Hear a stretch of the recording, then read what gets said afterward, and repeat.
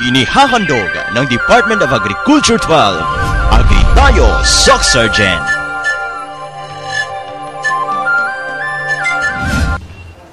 Isang masaganang araw po sa ating lahat, lalong-lalo na sa ating mga magsasaka at mangingisdang pamilya dito sa Rion 12. Kumusta kayo mga ka-agri?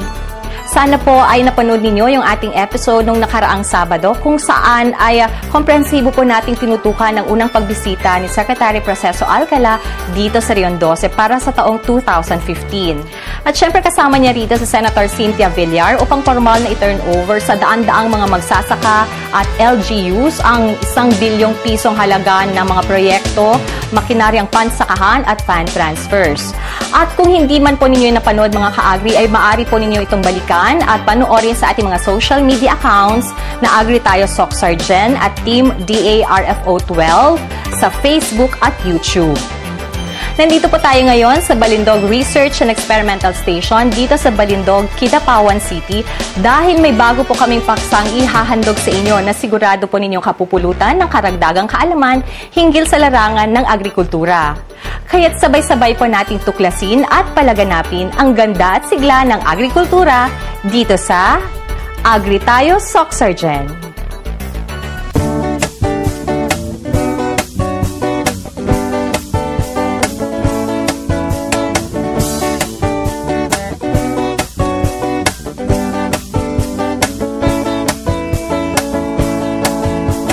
Magkamit ng dagdag na kalaman upang saka, palaisdaan, mapagkakitaan ng mamamayan sa agrikulturang pangkabuhayan. Agri Tayo Soc Sergeant, programang dapat tangkilikin. Agrikultura'y binigyan pansin para sa ating mga mitiin. Ito'y programang pangkabuhayan at dito ika'y tutulungan. Agri Tayo Soc Sergeant, programang dapat tangkilikin. Agrikultura'y binigyan pansin para sa ating mga mitiin. Agri Tayo Soc Sergeant, programang dapat tangkilikin. Agrikultura'y binigyan pansin para sa ating mga mitiin. Agri Tayo Soc Sergeant, Agri Tayo Soc Sergeant, Agri Tayo Soc Sergeant, Agri Tayo Soc Sergeant.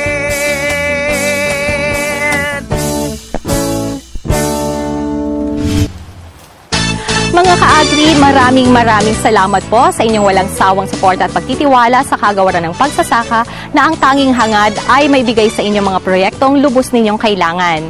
At gaya po ng sabi ko sa inyo kanina ay may bago po kaming paksang ihahandog sa inyo ngayong araw dahil ito na po ang ating 3rd episode para sa taong 2015.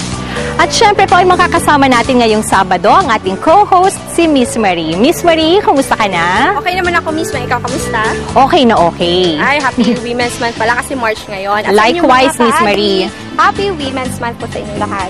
Ay, yes, Miss Marie. Sigurado ako na may hinanda kang something new para sa ating mga tagapanood. Baka pwede mo namang i-share sa atin kung ano yon. Yes, mga ka-agri at Miss Marie, tama ka dyan. Mamaya ituturo ko sa inyo mga ka-agri ang tamang paghanda ng mga substrate kung saan siya ang ating gagamitin sa ating vermicomposting. And wait, there's more kaya dapat niyong pakatutuan.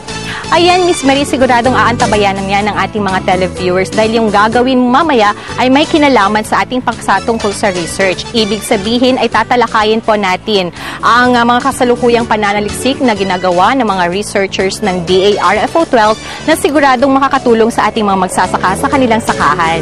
At dahil nandito tayo sa Balindog Research and Experimental Station, ay lilibutin natin ito, Miss Weng, upang ipakita natin sa ating mga tagapanood kung ano nga ba ang dapat nilang gawin sa kanilang mga tanghanan at sa kanilang, syempre, sakahan.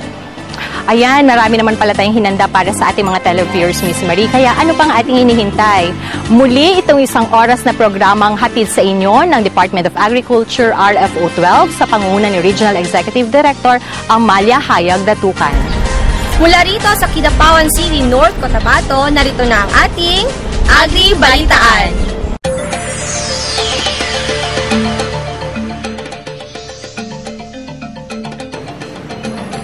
Narito na ang ating mga balitang agrikultura ngayong linggo. Daan-daang magsasaka at mga mangingisda ng Tiboli, South Cotabato ang nakisaya sa isinagawang mini-ulat sa bayan ng DA12 kasabay ng pagdiriwang ng 41st Founding Anniversary at 17th Seslong Festival. Maki-agribalita kay Ibrahim Baundi. Daang-daang mga magsasaka ang dumalo sa isang matagumpay na mini-ulat sa bayan at 3rd Farmers Day na kalinsabay din ng 41st Founding Anniversary ng Tiboli, South Cotabato. Tampok sa nasabing aktibidad ang parada ng mga iba't ibang mga produktong pang-agrikultura na nakalagay sa mga karusang hila ng mga tao at kalabaw at ang pamamahagi na rin ng mga tulong sa mga magsasaka mula sa 31 barangay ng Tiboli, South Cotabato. Nagkaroon din ng pag-uulat ng iba't ibang mga program coordinators ng rice, corn, high-value crops, development program at livestock sector upang malaman ng mga magsasaka ang kasalukuyang program at proyekto para sa mga magsasaka. Inihayag din ni DA12 Regional Executive Director Amalia Hayag Datukan ang paglaan ng daang-daang milyong pondo sa bayan ng Tibuli na kung saan pinunduhan mula sa pamana at bottom-up budgeting o BUB program. Malugod na iginawad ni DA12 Regional Executive Director Amalia Hayag Datukan ang tig-100 sako ng binhi ng palay at mais, farm tools, sprayers at 4-wheel tractors at ang raffle ng 3 kalabaw. Nag-uulat para sa Agri Tayo Sock Sergeant, ako si Ibs Baundi.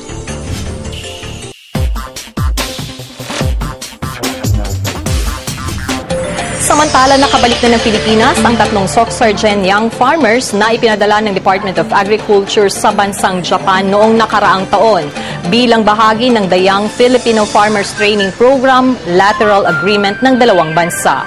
Maki-agribalita kay Chat Muñez. Labis-labis ang pasasalamat ng 3 young farmers ng Rehiyon 12 sa kanilang pagbabalik pagkatapos sumailalim sa 11-month on-farm training sa bansang Japan.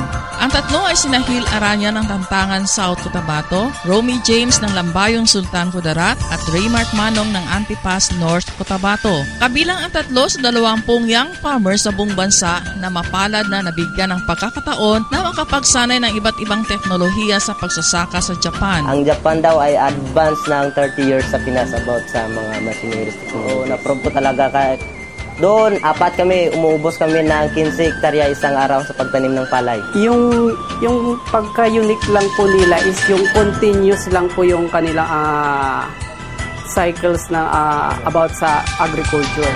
And then kapag organic naman po, talagang once a year, 1 crop lang po sila. Pinopreserve nila para sa matabang lupa nila, para lang sa ganun. And the next year, maganda pa rin yung ani, maganda pa rin yung pan nila doon. In dairy production, ang kanilang facilities malinis, dapat sunod-sunod yung mga materials na gagamitin. Ang timing din sa time ng paggagatas kasi pag magpas ka doon sa time ng paggagatas, ang labas ng gatas maliit lang yung bigay ng baka. So dapat nakakuha din sa set ng time ng kanilang duration ng kanilang sa whole day. Ang nasabing pagsasanay ay bahagi ng The Young Filipino Farmers Training Program in Japan sa pakikipagtulungan ng Department of Agriculture, Agricultural Training Institute, Japan Agricultural Exchange Council at Japan Ministry of Agriculture, Forestry and Fisheries. Ang YFFTPJ ay isa ring counterpart program ng ASEAN Young Farm Leaders Training Program in Japan. Salamat po sa Regional Director kay Amalia Datukan. Salamat po sa lahat po ng staff po ng Region 12 ng DE. Arigato gozaimasu. Domo arigato gozaimasu. Minasang arigato gozaimasu. Thank you. Sa kanilang pagbabalik, plano ng 3 na ibahagi ang lahat ng kaalamang kanilang natutunan mula sa Japan sa kanilang kapwa, kabataan at sa kanilang komunidad. Nag-uulat para sa Agri Tayo Sock Sergeant, ako po si Chat Muñez.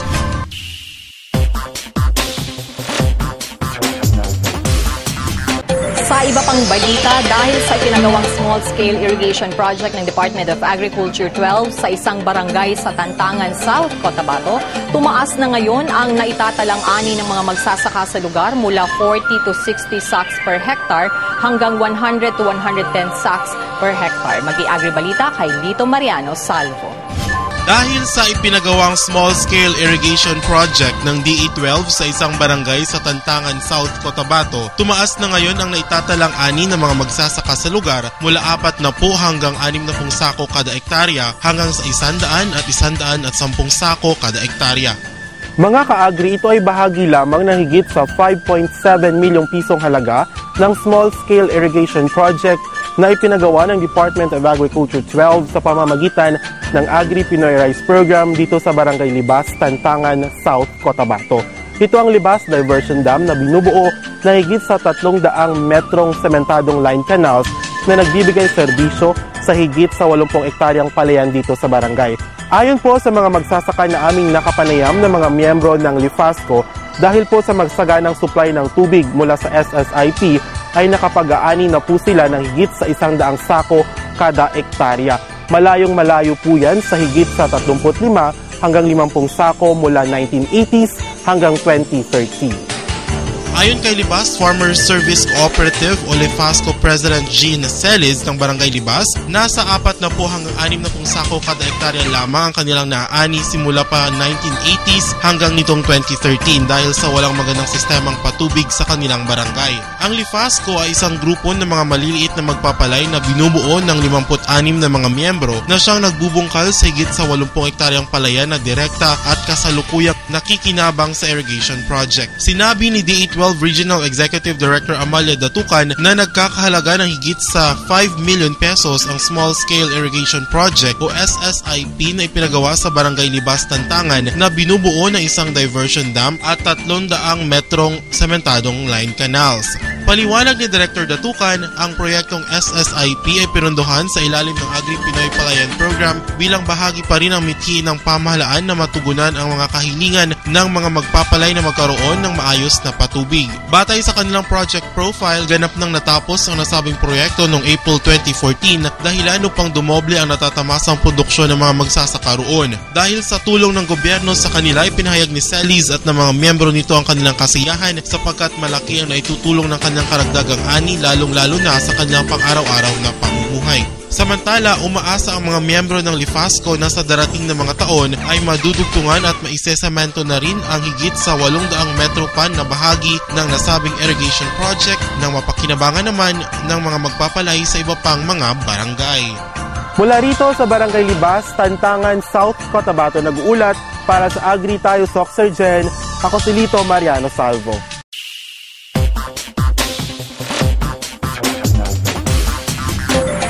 Nagpapatuloy sa kasalukuyan ang pangangalap ng mga natatanging magsasaka, mangingisda, farming institutions at iba pa ng DARFO 12 para sa taunang Gawad Saka Surge. Maki-Agri Balita kay Christian Matuliano. Nagpapatuloy ang pangangalap ng mga natatanging magsasaka, mangingisda, farming institutions at marami pang iba ang tanggapan ng kagawaran ng agrikultura sa Rehiyon 12 para sa taunang Gawad Saka Surge. Sa katunayan, nagsisimula nang ihanda ng mga municipal at provincial focal persons ng Gawad Saka Surge ang kakailanganing dokumento na ipadadala sa Maynila sa March 31. Kung kaya, pinayuhan ni DA12 Regional Executive Director Amalia Datucan ang mga nominado pati na ang mga technicians assigned na mag-double time para isumite lahat ng mga dokumento upang malaki ang tsansa ng mga ito na tanghaling national winners. Ayon kay Gawad Saka Focal Person Cecilia Parcon, nasa 8 kategorya ang sasalihan ng SOC Sergeant at maaari pang madagdagan sa mga susunod na araw. Ang Gawad Saka Search ay isang taunang patimpalak na pinangangasiwaan ng DA upang mabigyan ng parangal ang mga natatanging magsasaka, mangingisda at iba pa dahil sa kanilang walang humpay na kontribusyon sa tuloy-tuloy na pag-asenso sa agrikultura sa Pilipinas. Noong 2014, 2 SOC Sergeant farmers ang itinanghal na national winners. Ito ay sina Arturo Damascon ng Surala, South Cotabato bilang Outstanding Organic Farmer at Ella Pobre ng Alamada bilang Outstanding High Value Crops Farmer. Para sa karagdagang impormasyon, hinikayat ang mga interesado na tumungo sa mga agricultural offices sa kani-kanilang mga bayan o lalawigan. Maaari ring tumawag tumawag sa Gawad Saka Regional Secretariat sa mga numerong 083-520-0460, 083-381-0092 or 083-520-0628 at hanapin si Ginang Cecilia Parcon. Nag-uulat para sa Agritayo Soxargen, ako si Christian Matuliano.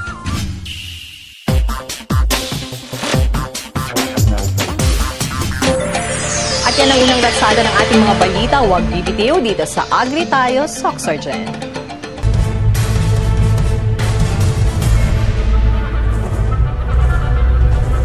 Palay,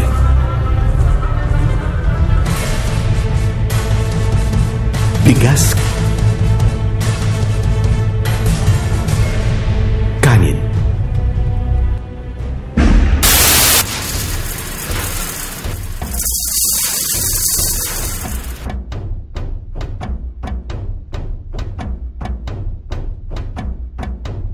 Isla ko hugasan ko ang bugas, gusto niyo iwad ko sa balde, magamay na lang ang bilhin ng tubig, madala.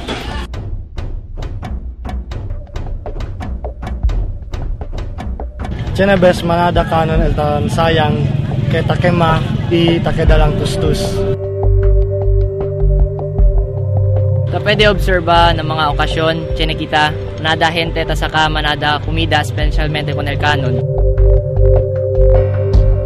Aton nga panguwa kag busog na kita be mga bay ano naton takaw-takaw na kami sa mata pero ang amon na appetite full na wala ginaubos tapos ginahaboy lang dayon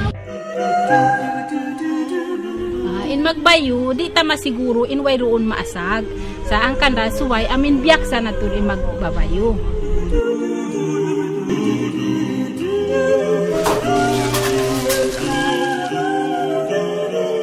Kung kaisa man ang nagatigang sa amon, magkilis siya, hindi mo siya maibitar nga wala sang may madala nga bugas.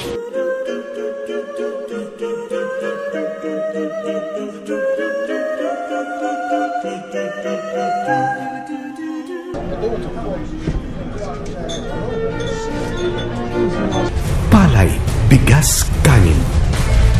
Huwag sayangin. Ang mensaheng ito ay hatid sa inyo ng Department of Agriculture.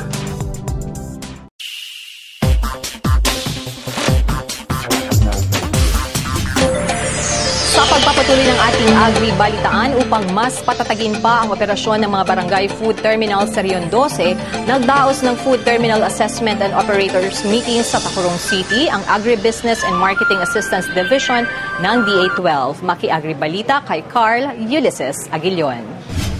Upang mas mapalakas at mapatatag ang operasyon ng mga barangay food terminal sa buong rehiyon, nagdaos ng Food Terminal Assessment and Operators Meeting ang DA12 sa Tacurong City noong March 20, 2015. Dinaluhan ng 20 BFT operators ang naturang aktibidad kung saan ito ay pinangasiwaan ng Agribusiness and Marketing Assistance Division o AMAD. Ayon kay AMAD Chief Danilo Centillas, kailangang mas patatagin pa ang mga BFTs upang mas mapaigting ang linkage ng mga magsasaka at mangingisda sa mga consumer, lalo na at paparating ang ASEAN Regional Economic Integration. Pangunahing layunin ng aktibidad ang makuha ang kasalukuyang kalagayan ng mga barangay talipapa sa rehiyon at makakuha ng mga suhestyon galing sa mga operators. Base sa kinalabasan ng assessment, 13 mula sa 20 BFTs na dumalo sa aktibidad ay operational habang ang iba naman ay non-operational dahil nagkaroon ng mga problema kagaya ng nasirang pasilidad at temporaryong pagsasara dahil sa proseso ng accreditation.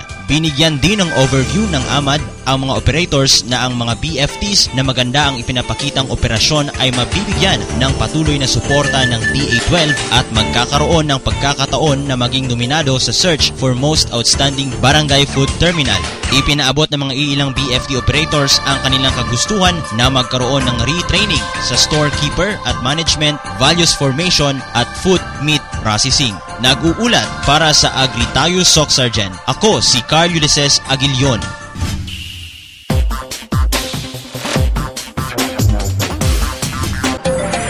Inilunsad kamakailan ng lokal na pamalaan ng Surala ang kauna-unahang Black Sesame Festival sa Municipal Agri-Demo Farm nito sa Barangay Dahay upang maipamalas sa mga magsasaka roon ang malaking potensyal ng nasabing produkto sa merkado. Maki-Agri-Balita kay Rafi Bautista.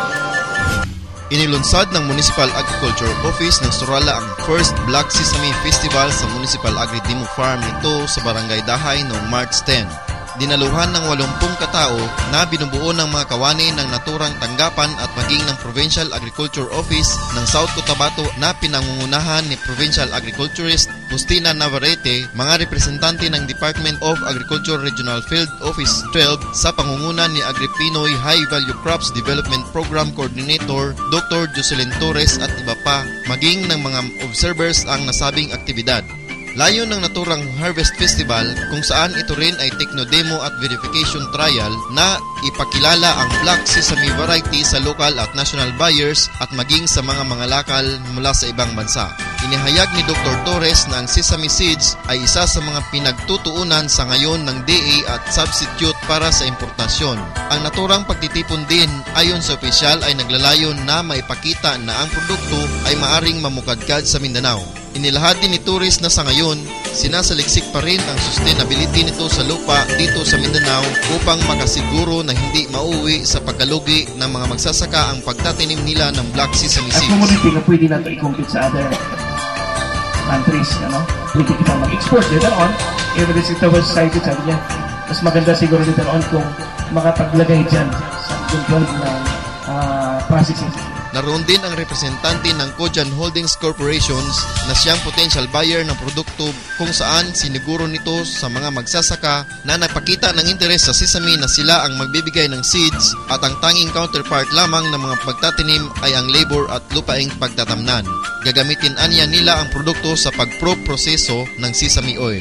Nag-uulat para sa Agritayo Soksargen, ako si Rafi Bautista.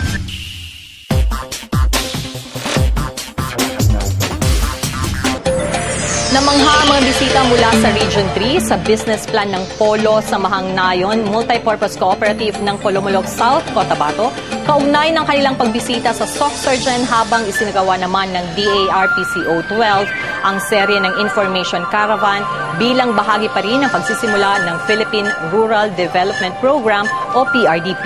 Maki-Agri-Balita kay Nelly Scotty Ilanan.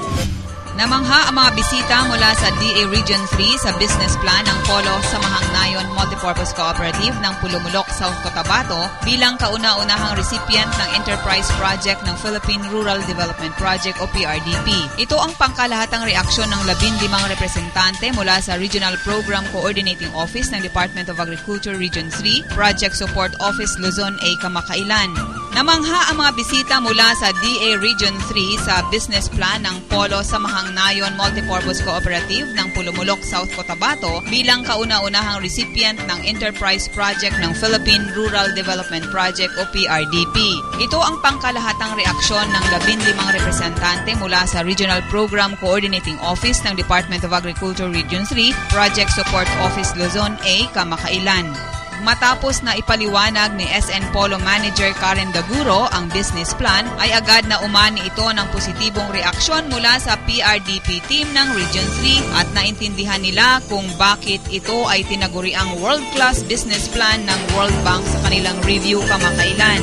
Sa kanilang courtesy call kay DA12 Regional Executive Director Amalia Hayag Datukan, isinalaysay ng Direktor ang matinding sakripisyo ng DA12 PRDP team, Local Government Unit ng South Cotabato at LGU Pulumulok at ang mga grupo ng mga magsasaka upang maisakatuparan lamang ang pagbigay ng kauna-unahang enterprise project ng PRDP sa Polo SNMPC at mga cluster members nito.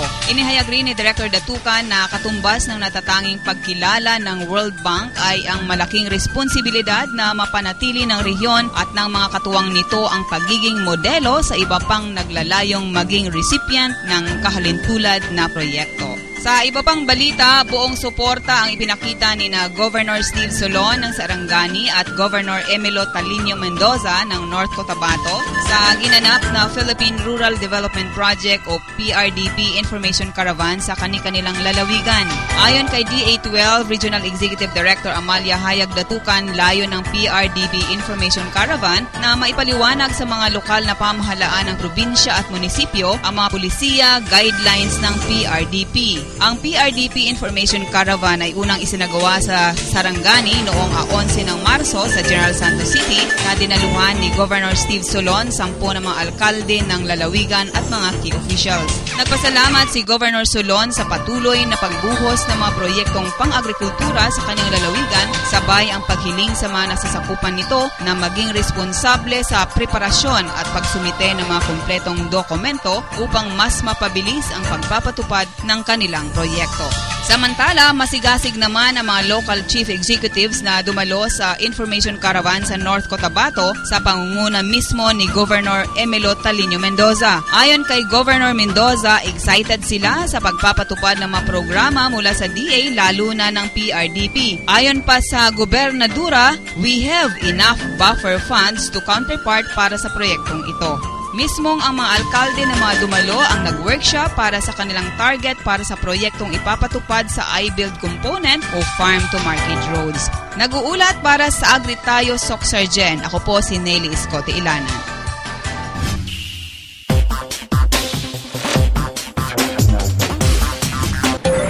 Panghuli nating balita, masayang iniulat ni DA12 Regional Executive Director Amalia Hayag Datukan na mas lumaki ang naitalang produksyon ng palay ng Socsargen para sa 2014 na umaabot sa 1,364,849 metric tons ayon sa Bureau of Agricultural Statistics. Maki-agribalita kay Edgar Alan Pasoon. Naabot ng Socsargen Region ang 128% rice self-sufficiency level batay sa naitalang produksyon ng palay sa rehiyon sa taong 2014. Mula sa datos ng Agri-Pinoy Rice Program at Bureau of Agricultural Statistics, ipinaalam ni DA12 Regional Executive Director Amalia Hayag Datukan na ang Socsargen Region ay nakapag-produce ng 1,364,849 metric tons mula sa kabuuang production area na 346,906 hektarya sa taong 2014. Ang produksyon ng rehiyon ay mas mataas kumpara sa 1,347,646 metric tons production mula sa mahigit 350,000 hektarya sa taong 2013. Noong taong 2011 at 2012, naiulat na mas mababa ang rice self-sufficiency level na umaabot sa 126% at 127%. Sa bawat lalawigan, ang Sultan Kudarat ay nakapagtala ng 234% na rice self-sufficiency level, sinundan ng North Cotabato na may 136%, South Cotabato na may 96% at Sarangani Province na may 39%. Tumaas din ng 3.93 metric tons sa taong 2014 ang average yield mula sa 3.85 na metric tons kada hektarya. Ipinahayag din ni Director Datukan na ang taong 2014 nanguna ang Socsargen Region sa 6 na rehiyon sa Mindanao pagdating sa rice production. Nakapag-ambag ang rehiyon ng 31.89% sa kabuuang produksyon. Samantala, pang-5 naman ito sa buong bansa at nakapag-ambag ng 7.14% sa kabuuang produksyon ng palay. Nag-uulat para sa Agritayo Socsargen. Ako si Edgar Alan Pasaon.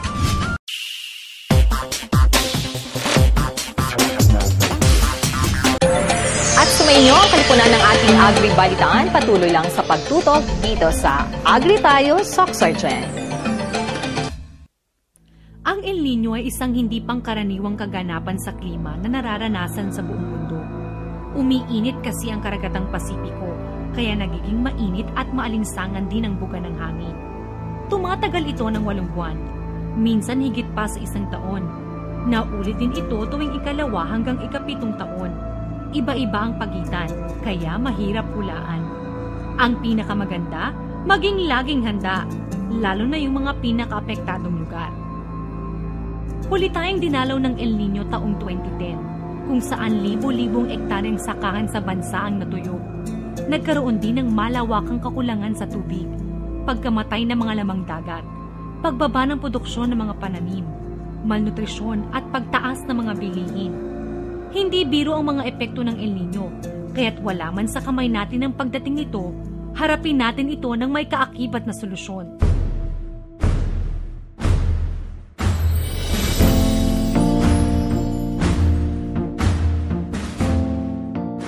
Sulitin natin ang bawat patak ng tubig. Siguraduhin maayos ang irigasyon ng mga sakahan.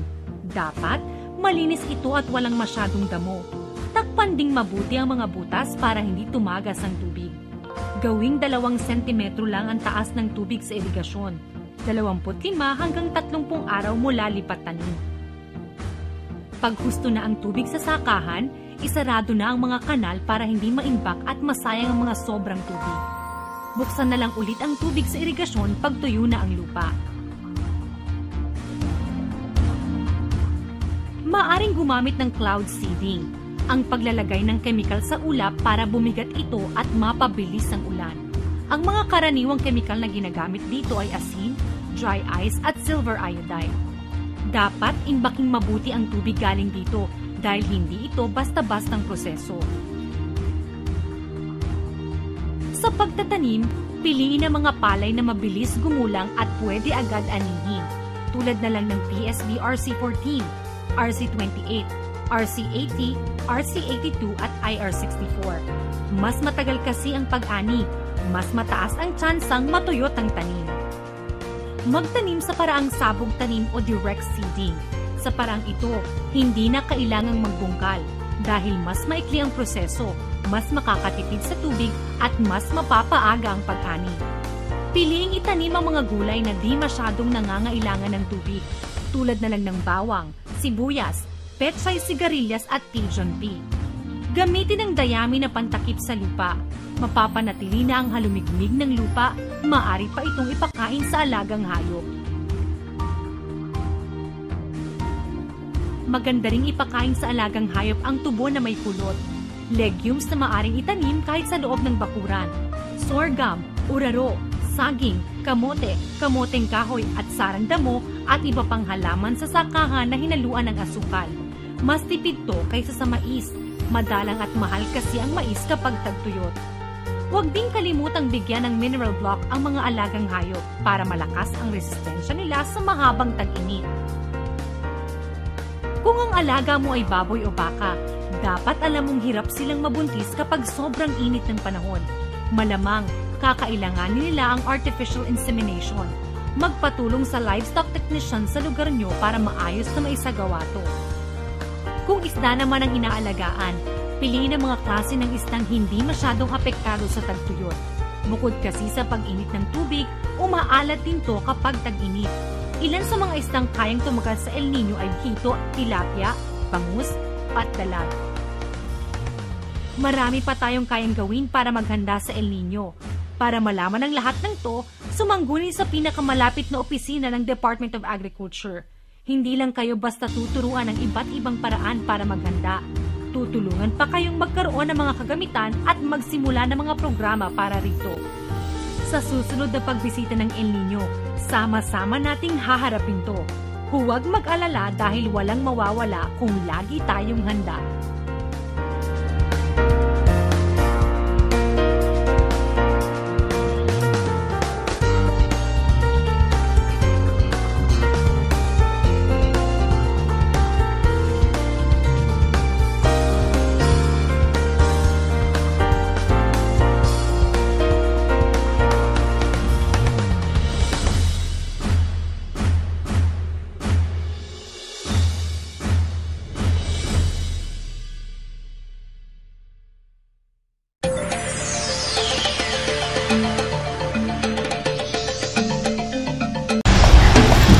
Alam ba ninyo na kinikilala ng Department of Agriculture ang malaking papel na ginagampanan ng mga kababaihan sa sektor ng agrikultura dito sa Pilipinas? Ayon sa Philippine Rural Development Project o PRDP, 48% ng kabuoang 2 milyong Pilipino na direktang makikinabang sa proyekto ay mga babae.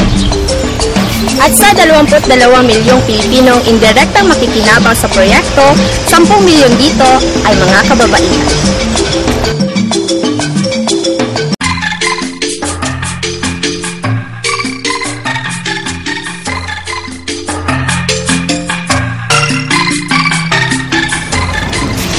ating episode ngayong araw ay tuturuan po namin kayo kung paano ang tamang pamamaraan ng vermicomposting. So, ngayon po makakasama natin ang officer in charge ng Balindog Research and Experiment Station, si Sir Roberto Patrimonio. Hello, sir! Magandang araw po. Magandang araw din sa iyo. Sir, batiin nyo naman po ang ating mga tagapanood. Magandang araw sa inyong lahat nanonood ng Agri Tayo Short Charging.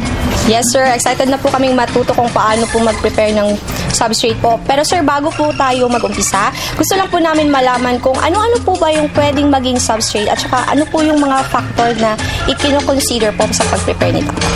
Actually, maraming mga substrate natin dapat ipakain. Dito lang sa paligid natin, gaya ng mga damo, mayroon tayong rice hulls, mayroon tayong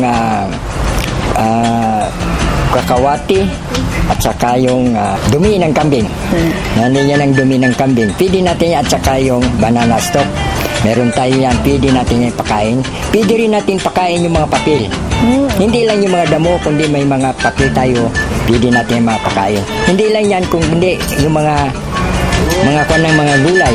Basta yung madali decompose, pwede natin siya ipakain. Okay, sir. Tapos, sir, ilang araw po ba bago mabulok or ma-decompose itong substrate po? Sa pwede na, hindi natin sabihin siguro kung pagpapakain natin yan ng mga substrate is dapat hindi siya nabubulok. Saka na natin, doon na siya mabulok kung ipapakain na natin sa... Okay po. Kasi kapag pag bulok yung ating papakain sa kanila is medyo hindi maganda rin. Mas maganda na rin yung medyo presko pa siya, kaya gaya ng kumagkain ka ng pagkain na masarap, ayun. Ilang araw po bago naha-harvest ang sir? Mga vermicast. 45 to 50 days. Pwede na natin yan i-harvest yung vermicast. Pero depende na yan sa pwede rin natin hindi iabot ng 60 days yan. Kundi depende na yan sa vermicast. Yung cast na sinasabi nila, kaya makikita mo dun sa ibabaw ng bed na mayroon yung mga itim powdery. Pwede mo na rin yan sa harvestin. Minsan, hindi mo rin siya makikita, nasa 60 days na yan, pero hindi mo pa siya pwede harvestin. Kasi hindi pa na nakain lahat yung kanang substrate. Last po, sir, sa pag-prepare po nito, sir, meron po bang ratio na sinusunod po? Meron tayong ratio na sinusunod. Mayroon tayong kung by kilo, sa 1/9 square meter na bed is nandun na yung 500 kilos na corn cobs, 500 kilos na kakawati, mga damo, at saka 250 kilos na rice hulls. Sir Bert, meron na po ako nakitang pwedeng maging substrate. So, pwede na po ba ito? Pwede nito. Ito yung sinasabi na banana stock. Okay. Ito yung banana stock. Pwede natin dito i-chop. Tuturuan kita paano mag-chop. Ito ngayon na napipili mong isang substrate na banana stock. So, ganito, paano natin i-chop ang banana stock. Tuturuan kita ganyan. Hindi lang yung malalaki, ganyan, kaliit. Gano'n po kaliit, sir? Ganito lang, depende na yan sa yung kung mo pa mas mapino, okay lang, pero mas mahirap kung mas mapino. Ganyan lang siya. Sir, pwede pong matry? Pwede. Sige po. Yan. Mahusay na po ba, sir? Mahusay na yan. Pwede na po ba? Pwede na. Okay, pwede na po dito. Uubusin po ito, sir. Okay. Ano naman po susunod na isa-shop, sir? Substrate? Opo. Okay, meron tayong kakawati dito.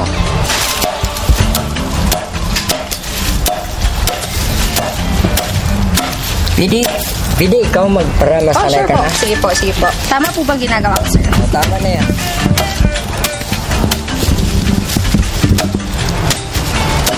Ayan. Ngayon, sir, na okay na po at saka ready na po itong mga substrate po natin. So, ano na pong susunod? Ang susunod nito is i-gather natin ngayon yung ating madri cacao at saka yung hagonoy. Lahat po? Lahat. Okay, sige. Una, lagay natin dito ilagay natin doon sa paunti-unti bed. po. Oh. Okay, ito na ngayon Marino na sinasabi natin na prepare na natin yung substrate. Una-una, i-distribute natin. Tulungan ko kayo, sir, ha? Okay, ganyan. Lahat ito i-distribute. Tatag. Pwede rin natin siya ito ipahuli. Pwede rin natin pauna. Basta paunti-unti po. Paunti-unti. Matapos itong count, kukuha naman tayo ulit ng animal manure. Okay, sige. Pero pwede naman po yung ibang manure po. Pwede yung kalabaw. Nasa.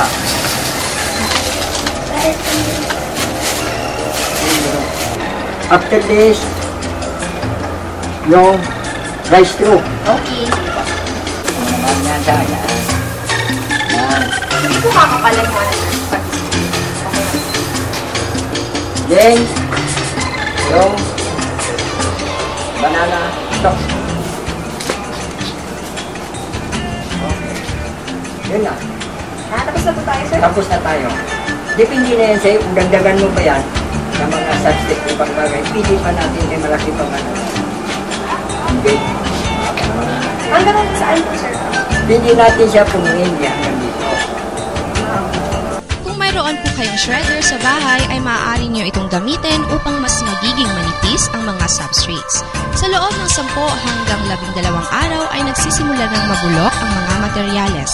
Habang hindi pa nauubos kainin ng bulate ang mga ito, panatilihin ang sapat na pagkawasa ng mga materyales. Maaari lamang itigil ang pagdidilig 10 araw bago ito anihin. Mayroong mga pamamaraan sa pag-aani ng vermicompost. Una rito ay ang manual kung saan kailangan gamitin ng kamay sa pagkuha ng mga bulate at mechanical na siyang pinakamabilis at pinakamadaling paraan ng pag-aani ng compost. Mga ka-agri, mas mabilis makaproduce ng organikong pataba gamit ang vermicomposting dahil umaabot lamang ito ng 30 hanggang 45 araw kumpara sa tradisyonal na paraan na tumatagal ng 2 hanggang 4 na buwan. Sir, maraming salamat po sa pagturo po sa amin ng vermicomposting. Salamat din po. Salamat din. Mga ka-agri, after 45 to 50 days po, ay pwede nyo na pong i-harvest ang vermicast nito. Sir, huwag nyo po ipapaharvest yan sa iba. Kami lang po mag-harvest na. Okay lang, basta ikaw. Sige po. Mga ka-agri, magbabalik pa po ang Agri Tayo Soxergen.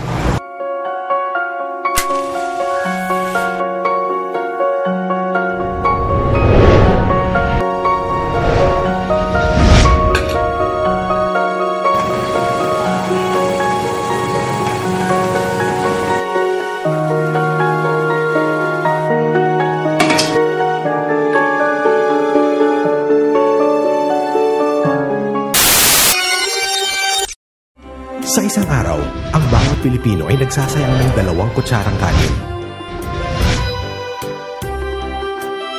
Katumbas ng mahigit na 1.7 million kilos kada taon na kayang magpakain ng 2.7 million Filipinos.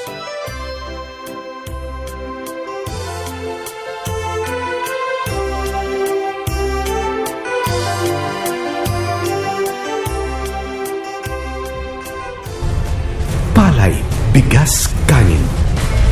Huwag sayangin. Ang mensaheng ito ay hatid sa inyo ng Department of Agriculture.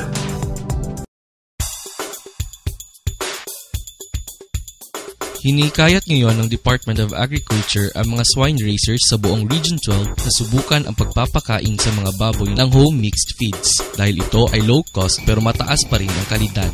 Ito ay matapos lumabas sa pag-aaral ni Dr. Neil C. Dotton, Veterinarian 3 ng DARFO 12 na mas makatitipid ang mga magbababoy sa paggamit ng home mixed feeds habang namiminti na pa rin ang magandang paglaki ng mga alagang baboy kumpara sa paggamit ng commercial feeds. Ang nakandak namin from 2012, way back 2011 actually, we have livestock research project sa Malapatan which is on farm about home mixed feeds. Comparative sa sa kanilang conventional way of raising pigs. So As of now, talagang marami na. It is an association already. Patag Swine Raisers Association na siya. We give 10 piglets na female. Naging hanggang ang feeding namin from piglets to hanggang naging inahin siya hanggang sa nanganak. Then, nagbibigay sila ng 2 sa association, tapos i-redisperse ulit yun, yung 2. So, ngayon naging association na sila. They have around 40 na members. So, actually, meron na rin silang mini feed mill doon. Meron na silang feed store. So, yun yung mga updates doon sa Malapatan na ating research na nagawa.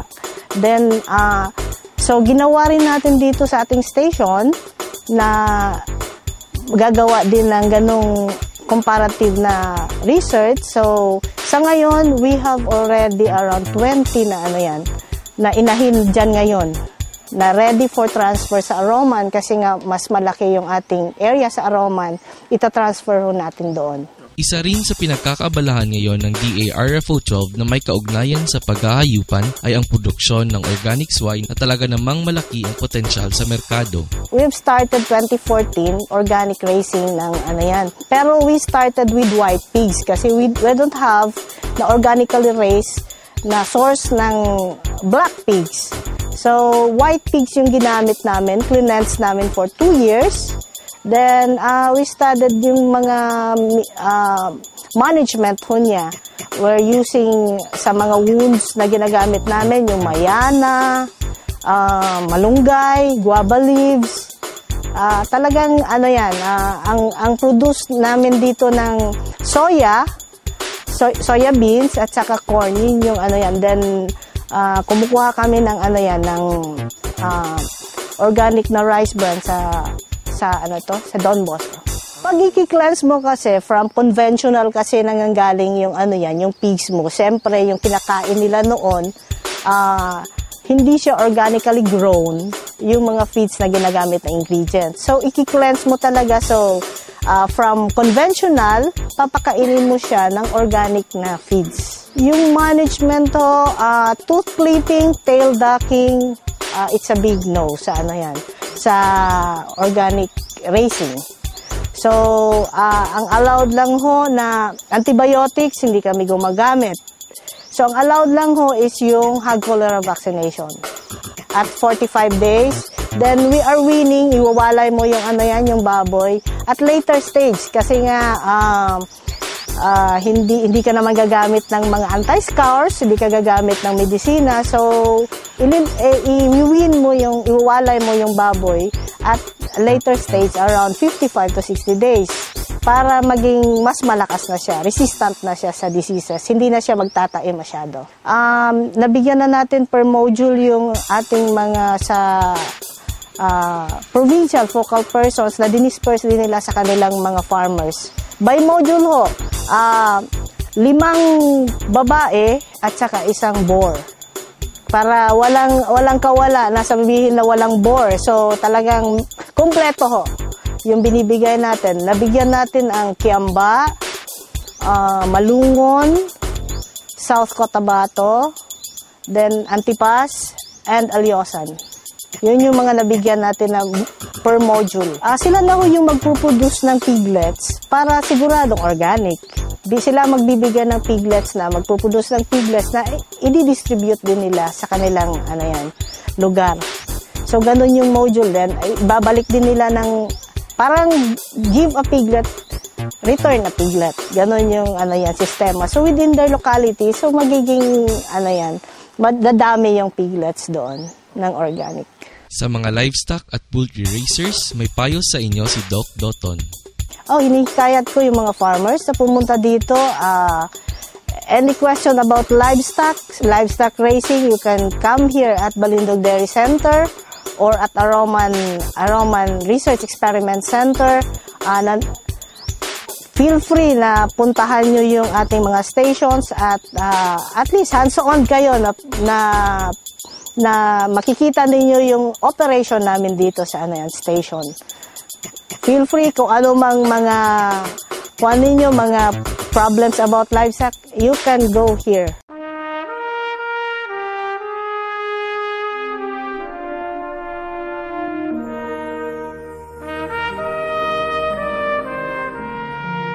Anumang pangarap ay matutupad sa pamamagitan ng ibayong pagsasanay at tamang nutrisyon. Isinusulong ng Department of Agriculture ang pagkain ng bigas na puting mais dahil sa mga benepisyo nito sa ating kalusugan. Mayaman ito sa protina at mineral. Mataas ang taglay nitong fiber na nakakapagpababa ng kolesterol at nakakatanggal ng toxin na siyang pinagmumulan ng colon cancer. Mabagal matunaw ang mais, kaya't maiiwasan ang pagtaas ng blood sugar na sanhi ng diabetes. Mas tumatagal ang pagkabusog at napapanatili ang lakas at tatag ng ating katawan sa mais. Kaya, ito ang pagkain ng kampyong katulad ko. Mais, para sa mas malakas at malusog na Pinoy, magmais tayo.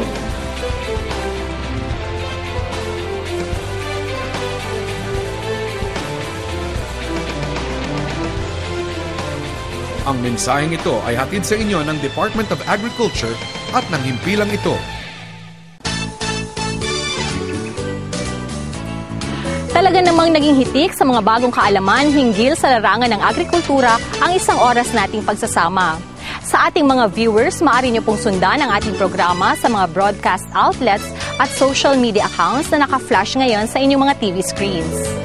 At para naman po sa inyong episode suggestions at mga katanungan, i-post lamang po sa aming social media accounts o di kayo ipadala sa ating hotline number na 0999-9236-054. Mga kaagi, maraming salamat po sa walang sawa ninyong pagsubaybay dito sa ating isang oras na programang naging katuwang nyo sa pagtuklas ng kasaganahan at sigla ng agrikultura dito sa Region 12. Kaya sa susunod na Sabado, sabay-sabay po nating tuklasin at palaganapin ang ganda at sigla ng agrikultura dito sa Agri Tayo, Soc Sergeant!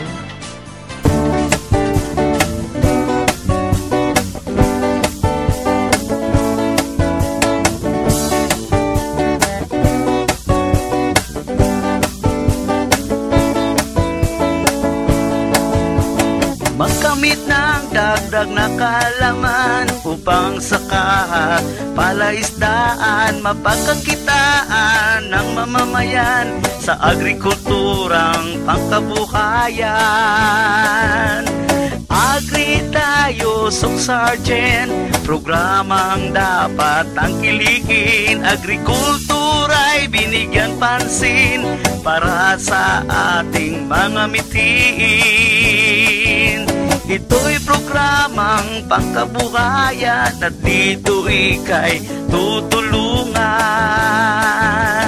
Agri Tayo, Soc Sergeant, programang dapat tangkilikin. Agrikultura'y binigyan pansin para sa ating mga mitiin. Agri Tayo, Soc Sergeant, programang dapat tangkilikin. Agrikultura'y binigyan pansin para sa ating mga mitiin.